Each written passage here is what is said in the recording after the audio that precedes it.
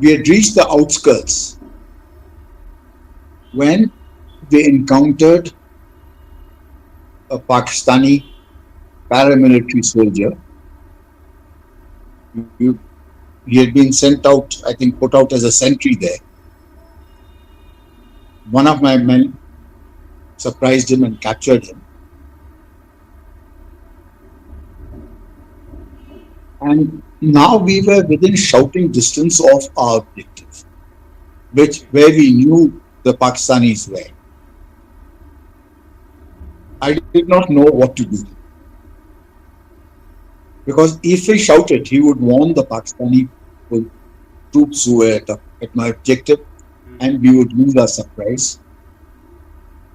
So on the spur of the moment, and it's not something that I'm happy or proud of. I have to live the rest of my life with it. I just put the muzzle of my stun gun on his chest, over his heart, and pressed the trigger. नमस्कार दोस्तों और जय हिंद। आप सभी को स्वागत है in my channel 1971 war book series. तो दोस्तों, I hope you have seen the last episode of पॉन्चीज वॉर, जहां पे वो बात करते हैं about the encirclement of Akhaura. In the next part of this video, he will be talking about his active participation in the Battle of Akhaura that lasted for 3 days. अखाउड़ा का encirclement होने के बाद अखाउड़ा में 3 बटालियंस हमला किए थे, the 18 Rajput, the 10 Bihar regiment and eventually the 4 guards, जहां पे Major Chandrakant Singh Paunchy, the episode of Paunchy's war, हिस्सा लिए थे alongside his entire battalion. तो 4 गार्ड्स का ये स्टोरी आपको जानने के लिए let's welcome major Chandrakant Singh Vir Chakra to our programme today. Firstly, I would like to start with the preparations, your battalion's preparation for the action, including training the Mukti Bahini people as well, from the month of October, somewhere around that. Okay. By October 71, the monsoons were over and the level of the water had started receding. Okay. The river waters, because the whole countryside used to be flooded, so obviously the level of the water started going down. And even the water in the paddy fields, which is the main crop of Bangladesh, in this month, even that had come down. Okay. Which made cross-country movement easier. Okay. The adverse effect of this was that the Pakistan army was able to move around more easily and establish their control over the Mukti Bahini. Okay. So, most of the insurgency actions that were taking place, or the freedom fighters, those were reduced. Okay. And most of their freedom fighters, armed freedom fighters, I use the word most, not all of them, had crossed over to India, Achha. where they were received by us, given further training, and organized into groups under their own commanders. Okay. At the same time, our own build-up against East Pakistan, both the build-up of the fighting forces and of our logistics, also gained pace. Okay. And by the end of October, most of our troops were in position. Now at this time what happened was that because of certain factors that we started taking aggressive action against the border outposts. This was a strategic move. The Pakistan army, which had actually based their own strategy on a fortress complex of keeping their troops centered in strong points like Brahmanbaria, Bhaira Bazar, Sylhet. They were forced to move some of the elements forward to reinforce their border outposts, Okay. which were earlier manned by the paramilitary forces. Like the EPCAF, right, sir? EPCAF and Rangers. Yes. The effect of this was that their strong points were the troop strength in their strong points was diminished. Okay. This was actually a brilliant strategy adopted by us. Then, by the end of October and beginning of in November, we started attacking some of the border outposts, and we captured a few.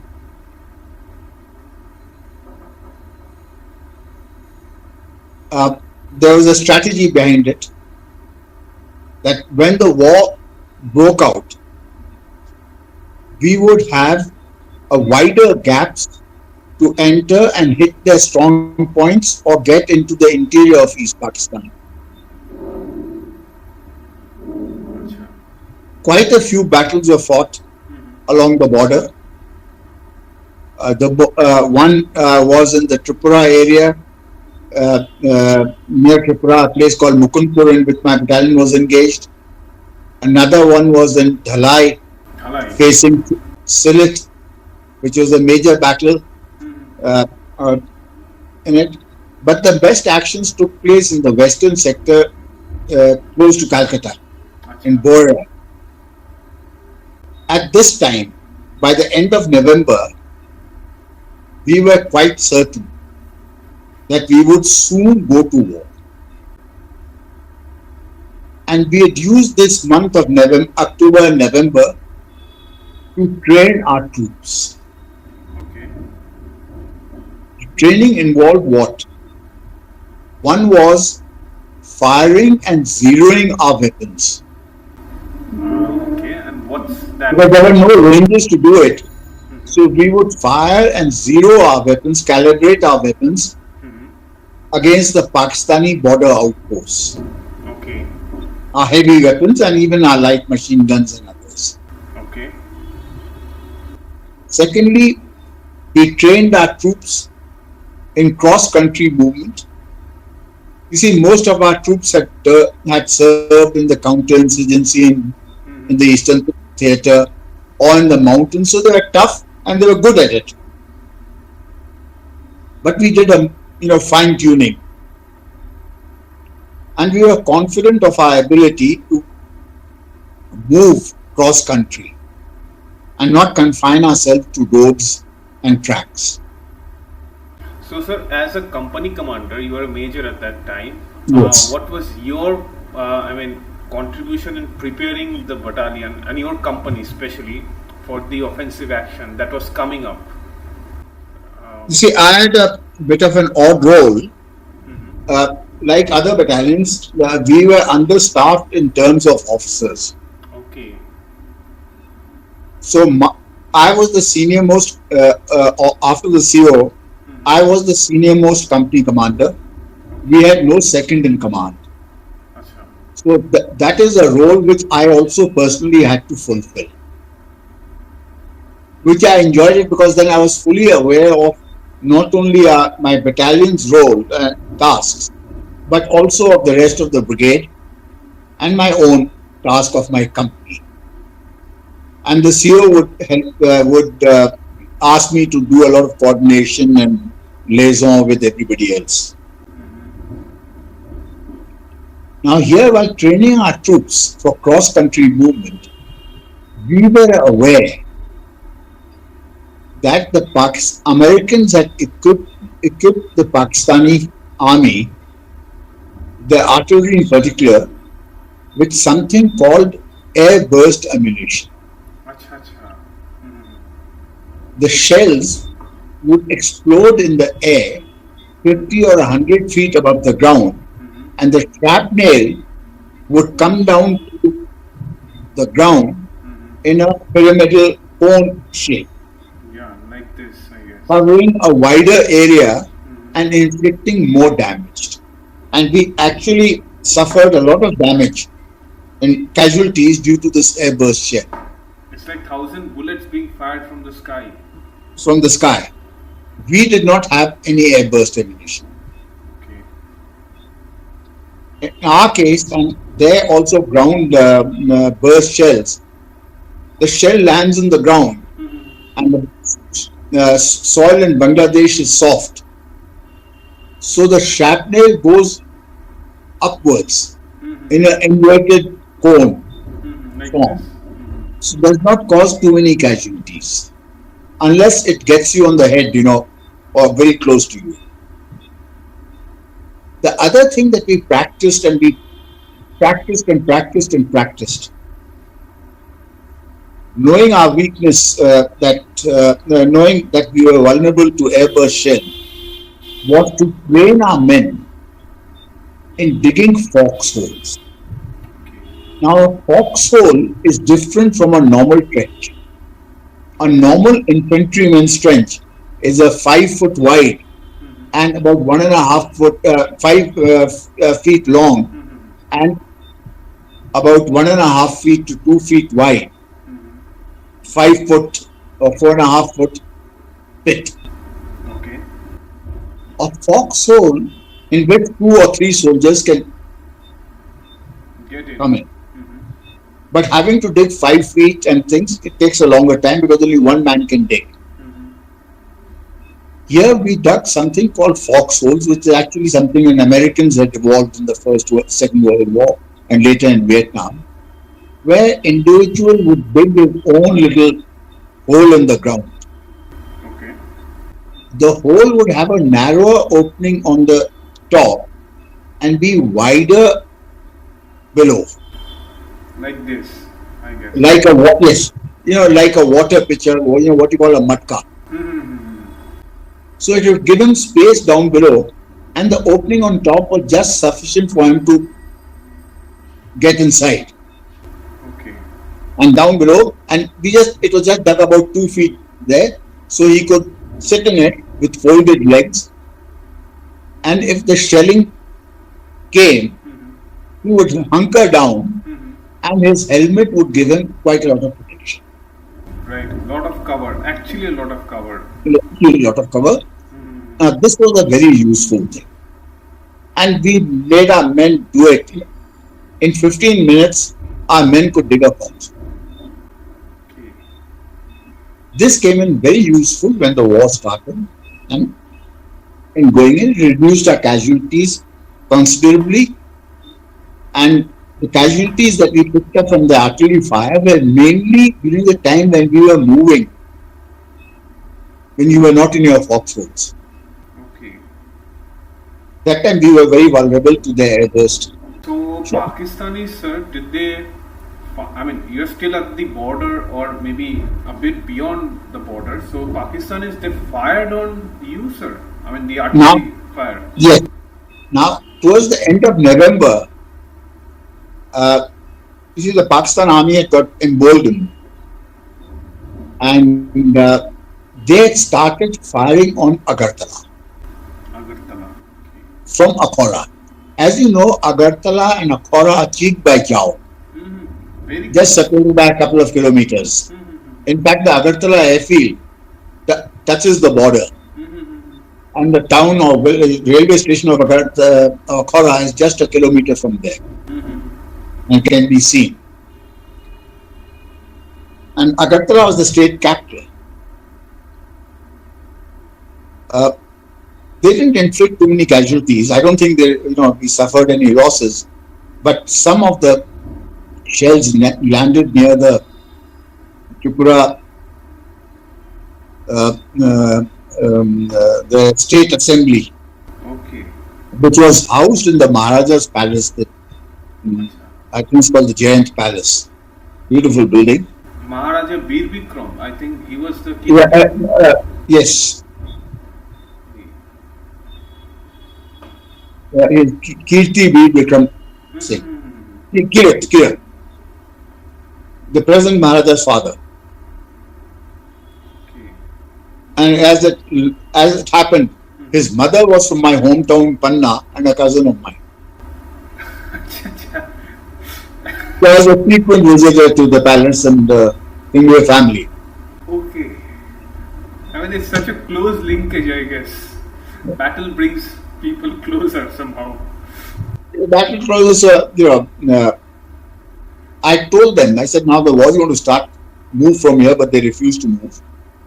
But I did say that in one of the lower parts, not basement, but on the ground floor of the palace, at least to make a secure area, surrounded by sandbags. So in case there was heavy shelling, they would have some protection. Which they did.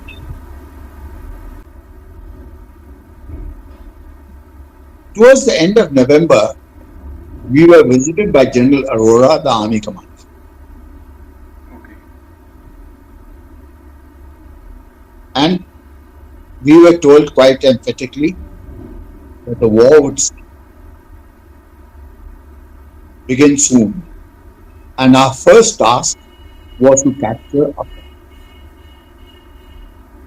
to neutralize the Pakistani gun positions so that they are not in a position to fire on Agartala. But Agartala was no town, no ordinary town. It was a state capital.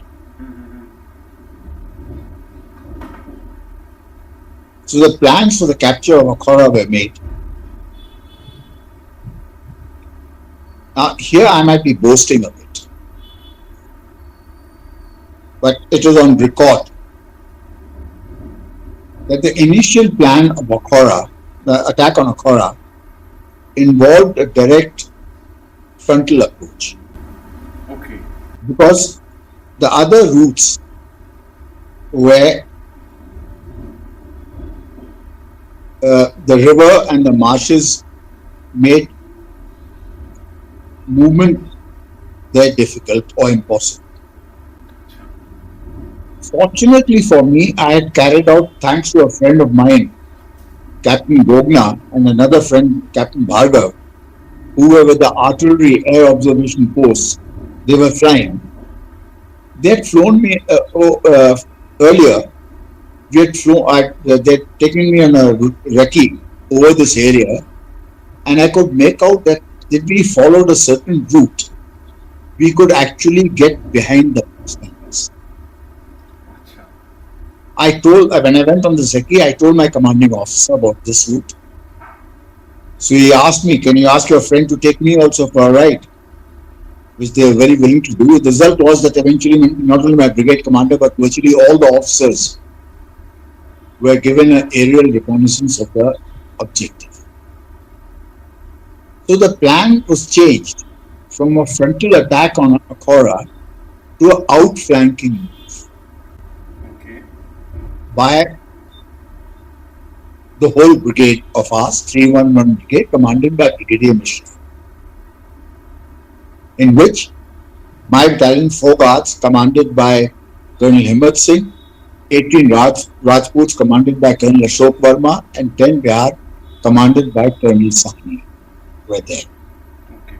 The plan that was, my battalion was to move and get behind the Pakistanis at Akhaura and cut them off from their brigade and divisional headquarters at Brahmanbari.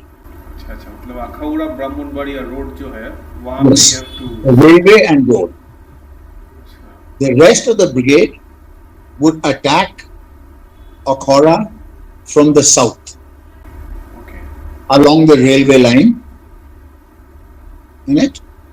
and we would carry out some feint attacks from the north, अच्छा involving a Punjab regiment battalion or 73 Brigade, some tanks, and some Mukti Bahani troops. okay, That was to fox the Pakistanis about the direction of our attack. We crossed the border on the night of the 1st and 2nd December. Okay. The going was tough because we had to wade through neck deep water, literally neck deep water. Some of our shorter people, their mouths were touching the water, so they had to be propped up by the taller people. But we did manage to get through. Obviously, this took a much longer time. We were supposed to infiltrate and get behind them before first light, by 5 o'clock in the morning. Okay.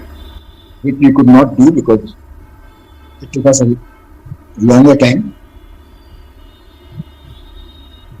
It must be very difficult. I mean, yeah. It is difficult, but see, we were trained soldiers and we were young.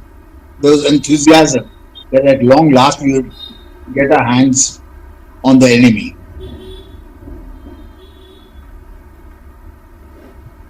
We suffered. Pakistanis somehow managed to detect our movement.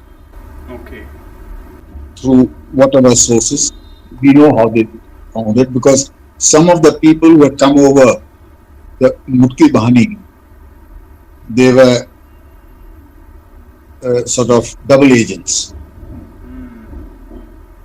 We caught one of them and he was executed.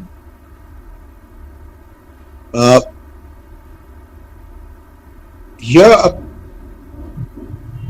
when we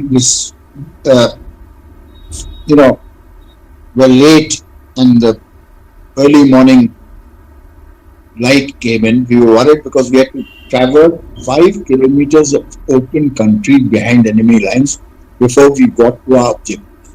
Okay. Now, if there was sufficient light, the Pakistanis would have detected seen us and brought down artillery fire with airburst shells, which they had done earlier, but that was random, undetected. Here, and we would have suffered very heavy casualties. But during this crossing phase, at about midnight, our own artillery opened up on the Pakistani positions. Achha.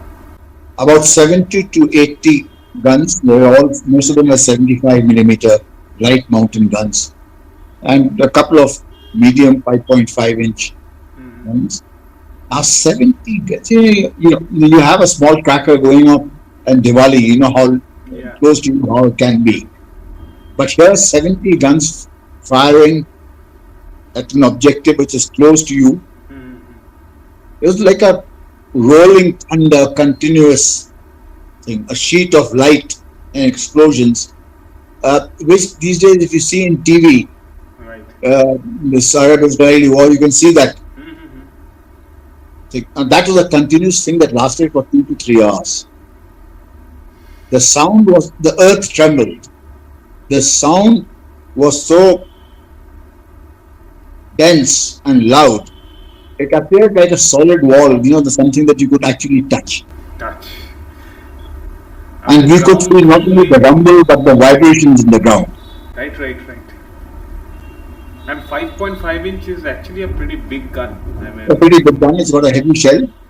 Pretty big gun, and 75 by 24s are lighters, but like a mountain gun. And I think, sir, artillery fire's purpose while troops are moving are to actually cover the troops. Yeah, to cover the movement and keep the enemy head down. Right. So he cannot take action against us. Okay.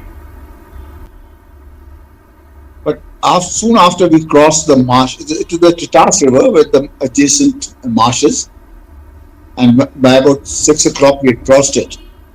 And when there should have been light, we were blessed with a thick morning fog. Okay.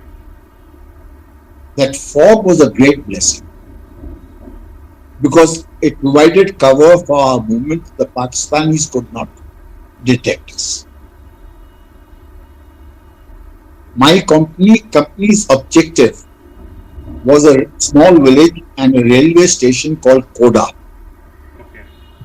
about 2 kilometers behind Akhaura on the railway line from Akhaura to Baria. We had reached the outskirts when they encountered a Pakistani paramilitary soldier. He had been sent out, I think, put out as a sentry there. One of my men surprised him and captured him. And now we were within shouting distance of our objective, where we knew the Pakistanis were. I did not know what to do.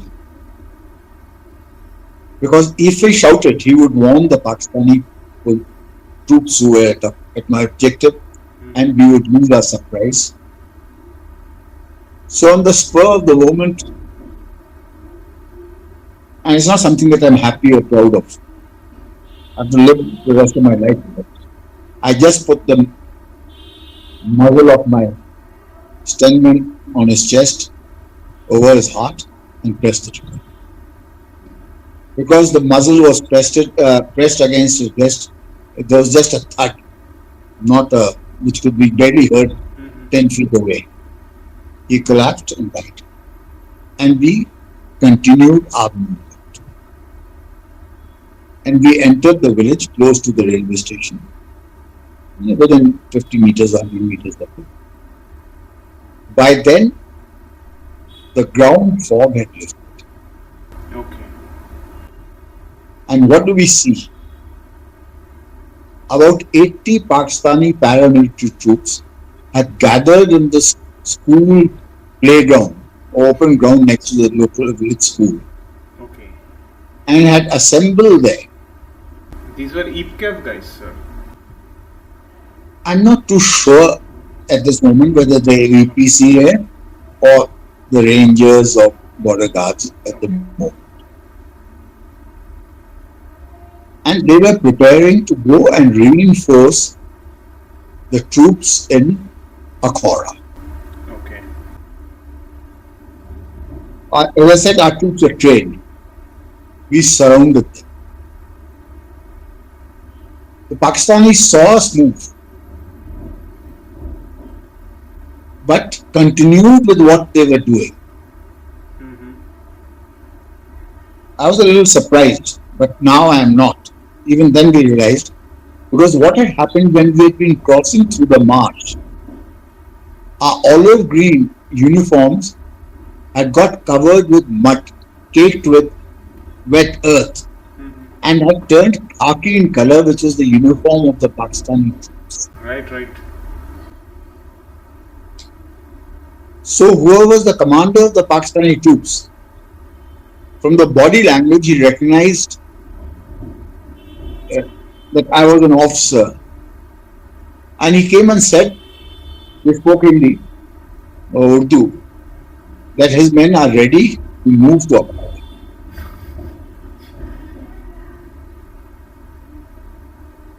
So I told them, just put all your weapons on the ground, ground your weapons. You are surrounded, you can see around you. We are the Indian Army and not Pakistan Army. Okay. By then, sir, you must have surrounded all these people, I guess. We had surrounded these people. So there's no escape for them. We just, if they made any aggressive movement, we would have just shot all of them. Here I was in dilemma. What do I do with 80 men? We are Indians. By and large, we are not British. I'd already shot one man, and killing 80 in cold blood was not something that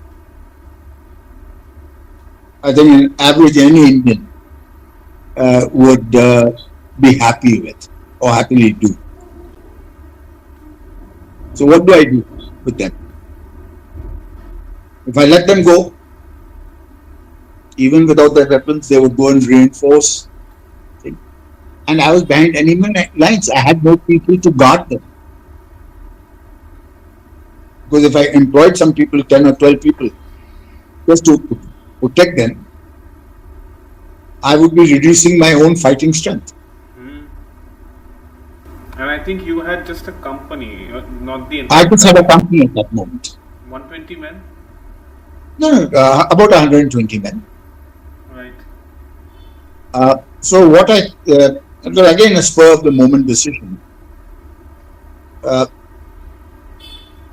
I told them to take off their boots, the weapons we had already taken into custody, take off their trousers and shirts, keep their underpants on.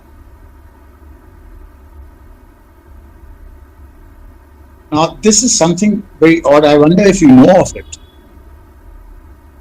Like in Islam, who are very strict about women not exposing any body part, Right, right. even the men are required to have their body covered above the knee. Okay. I was aware of this. Acha. So now here they were in their kachas, striped underwear, and I told them that you have to run fast. If you look back, anybody who looks back, we will shoot. I made them run in the opposite direction of Akhaura. Okay. Not even Brahmanbaria, further south towards Kumila side, which is miles away. I assure you, the speed at which they took off would beat any Olympic runner. And not one man looked back. Fear gives So men wings, I guess, sir. Beg your pardon? Fear gives men wings. Yes. So that part got over, and we occupied our objective, the railway station. And I sent one platoon about 500 meters or a kilometer ahead towards Brahmanbaria. There was a bridge there to occupy that with an artillery OP of ours, Captain N.P. Singh. Okay. Now, as per the earlier plan, our own tanks, Major Shanmi Mehta's tanks were to travel with me. Acha. But what had happened was that they could not cross the marsh. Okay. In it, so we didn't have any tanks, and I didn't even have anti-tank weapons. It was very heavy to carry. The anti-tank gun was to be carried on the tanks. And we dug down, and at about 10 o'clock, we saw 2 or 3 tanks approach us, and they were PT-76 tanks. Okay. The same as ours. Acha. You could recognize the silhouette from a distance. So we thought, somebody's got across. It was great relief because remember we were carrying enemy lines. But when the tanks got close to this platoon which was put on the bridge, they started shooting them up, the tanks. Then we realized that they were not our tanks, they were Pakistani. Pakistani PT-76 tanks. Yeah. We had no intelligence information about this. The Pakistanis had PT-76 tanks. Later on, we found that these 5 tanks had been gifted by Sukarno, the president of Indonesia, to Pakistan when the hostilities and trouble started. There were only 5 tanks, and the Pakistani used them against us. I lost that platoon. 9 men killed, 8 taken prisoner, a few wounded, and the rest we were able to extricate back into our company position.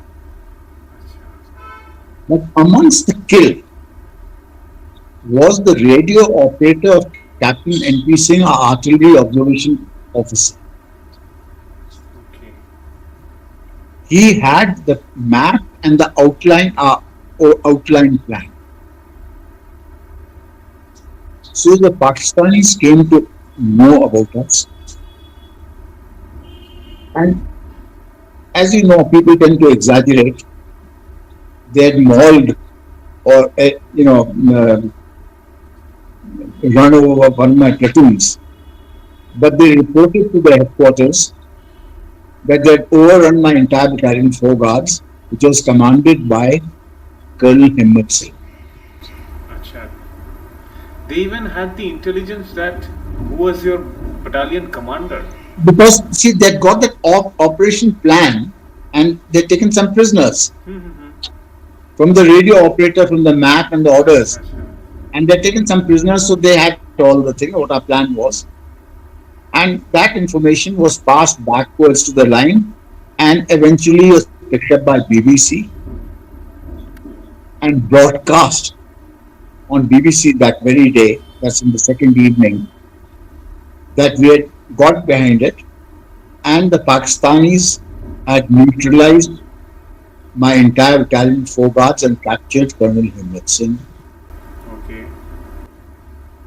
This radio broadcast was heard by some friends of Colonel Himmat Singh in his hometown of Jaipur. Acha.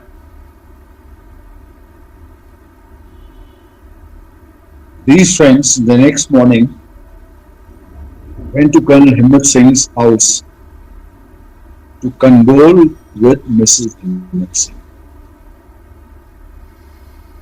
When they met her, they realized that she did not know, and they did not have the courage to tell her. Acha. So we met there and came back with a soft heart. It was obviously it would have upset Mrs. Himmat Singh, and it was the wrong news. So one cannot take the BBC as the gospel truth. I think it was complete propaganda war, I guess. And remember, the England wasn't supporting Pakistan or sympathetic to them, is not supporting them. But coming to the battle here, after capturing this platoon position, the Pakistani tanks approached where my company was. But for some reason, they did not press home their attack. Okay. And at this time, I was actually very worried because I did not have my anti-tank guns with me. General Himmat Singh, not General Himmat Singh, General Sagat Singh has mentioned about this. The Pakistani failure to press home the attack. They made a few faint attacks, and General Sagat has said that he was very happy with the company, that they stood their ground and did not allow the Pakistanis. Caused some trouble to the brigade attack plans. It would have created, been a major setback. Later in the day, we were attacked by 4 Pakistani Sabre jets. Okay. No damage done. We were in our foxholes. You were all dug in, I guess. Dug in. Acha. They fired a few machine gun cannons, shots at us, a few rockets, not one casualty, wounded or hurt or anything. Okay. Once the infantry is dug in properly, it is very difficult to dislodge it by an aerial attack. Aerial or artillery, I guess. The Americans had learned this to their expense in Vietnam. They couldn't do with those poor Viet Cong, in spite of all the aerial superiority the Americans had. The Battle of Akhaura lasted till the 6th. It was a 5-day battle. Okay. It was the biggest battle that took place in the Eastern Theatre. The only divisional size battle where 2 brigades from our side were involved, 1 brigade of theirs. But on the 6th morning, They had enough. Uh, but before the 6th, we fought another battle. Okay. This is on the third morning. The Pakistanis, because now we were behind them,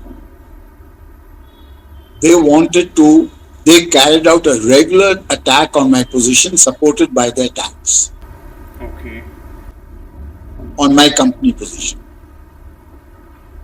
The tanks remained behind, but two companies, one of Azad Kashmir Regiment of the Pakistanis and one of the Frontier Force, the crack regiment of the Pakistanis, attacked my company position. Okay. They came through open paddy fields Okay. in broad daylight, 11 o'clock in the morning. So they are just sitting It ducks. was a massacre. Yeah. After the attack was over, we counted 77 bodies. How many were wounded? Some managed to escape. Now, these two companies were the only reserve troops that the Pakistani brigade had. They had thrown in every reserve. See, you got to have reserves. And they threw it at us. 11 o'clock, broad daylight attack, frontal attack, like one of those Napoleonic wars.